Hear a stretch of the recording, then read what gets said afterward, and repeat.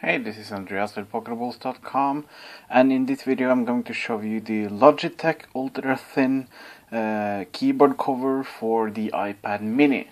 So this is the iPad mini version of Logitech's older keyboard for the full-size iPad.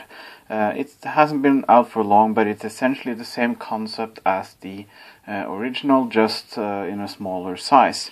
So the basic concept behind this is to have a keyboard that works as a cover.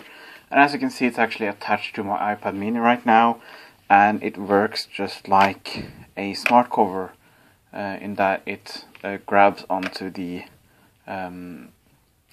side of the iPad, and you can close it, and it basically is designed to work as a single unit like this when you carry it around. So it is designed to work with the naked iPad mini, but it also works with some case. I'm going to show you that in a bit. But the idea here is that there's no way to just prop this up when you're using it. Instead, the idea is that you should actually detach the iPad and put it into this little slot here on top. And it's actually there are magnets down there as well, so it will actually grab onto the iPad, so it's fairly secure when it's like that. I haven't used this typing mode myself, but this is essentially the way it's supposed to be. I don't know, I just find this to be a little bit peculiar, and it doesn't work with my case, so but at least this is how it's supposed to work. Like I said, it does work with some different cases. I use a combination of a smart cover and a back case like this. And the interesting thing is that even though this is quite different in terms of size and fit than the naked iPad mini, it actually works just as well. If you just touch it like that, you have this to carry around with you. The hinge is sort of a bit crooked, but it doesn't hurt it in any way, and it actually, magnetically speaking, it's just as secure, at least it seems that way. And then when you want to open it up, you can actually just use the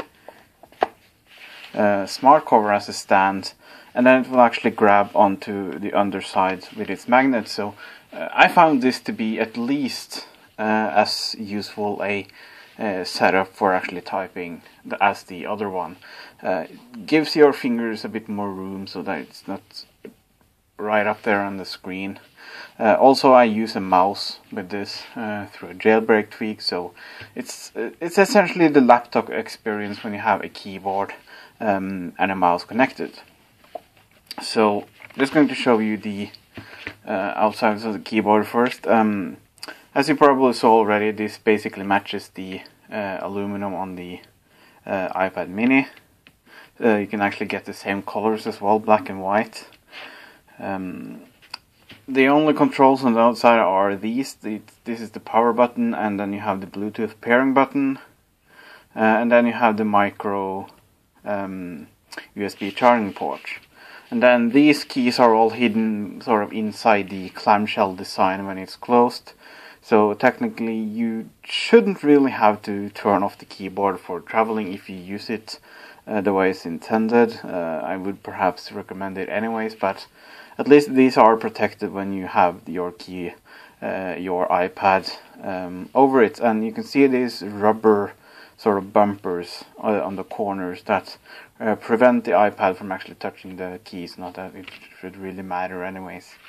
As for the layout, I have the Scandinavian version of the keyboard, which means that the key mappings are slightly different.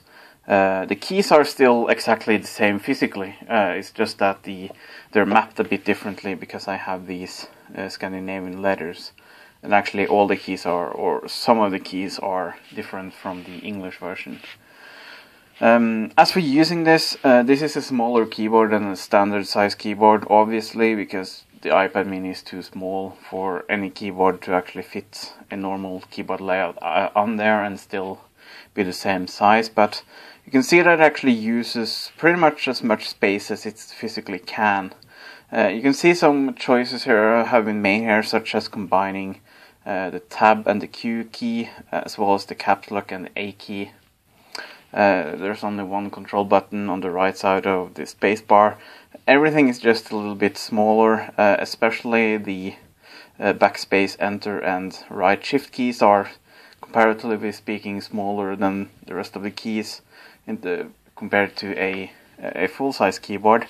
But still, I think it's very comfortable to type on. It does take you a little bit of getting used to, especially the A key took me a while, because basically using a standard keyboard, you're sort of taught not to touch that large key on the far left, and that's actually the A key, not the caps lock key on this keyboard. So just getting used to that takes a bit of practice, but still it's very easy to start typing very quickly on this keyboard despite the size. So I think this is actually a very nice option. The fact that it's so thin and actually works both with the smart cover and just with a naked iPad just makes it very useful, I think. Obviously, I would have wished that, since I have a jailbroken iPad mini and don't actually use this slot, I would have wished for a trackpad, well, here, and then have the keyboard up there, but that's not likely to happen. So, anyways, I think this is a great option for those who want a quality iPad mini keyboard. And just speaking as someone who actually uses this and a mouse as a portable computer setup, using Jump Desktop to remote control a Windows computer, I have to say that this is about as portable as a computer can get. This combined should be about, I guess with the case and everything, 600 grams. So these two together is essentially the same as a full-size iPad with nothing on it. When you consider that it lasts for 10 hours on a charge, I don't think the keyboard being connected really affects it that much. I think this is a really great option for those who want to do some typing on the go. So that's it. This has been Andreas from Pocketables.com, and make sure to check out the full review on the site. Thank you for watching.